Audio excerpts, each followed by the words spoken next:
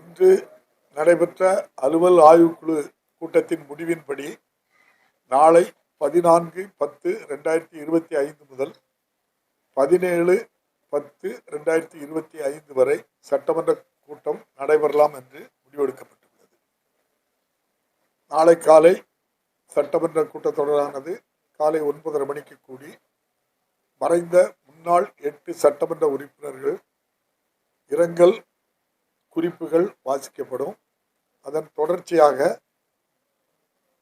கரூர் நடைபெற்ற துயர சம்பவம், முன்னாள் கேரள முதல்வர் மாண்புமிகு VS அச்சுதானந்தன் அவர்கள், முன்னாள் ஜார்க்கண்ட் சட்டமன்ற உறுப்பினர் சிபு சோரன் அவர்கள்,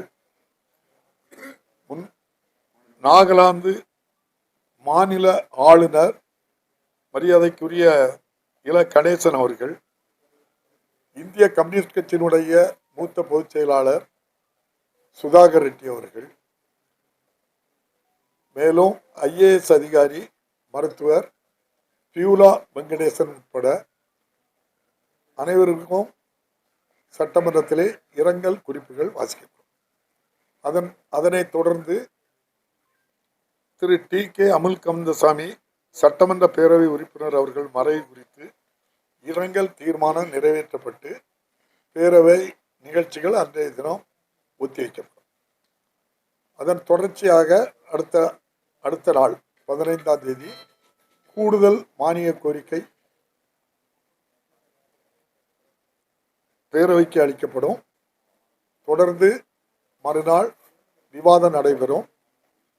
17/10/2025 விவாதத்துக்கு பதில் அளிக்கப்படும்.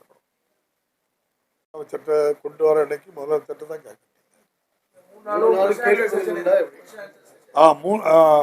15, 16, 17 3 தினங்களும் காலையில் வினாக்கள் விடைகள்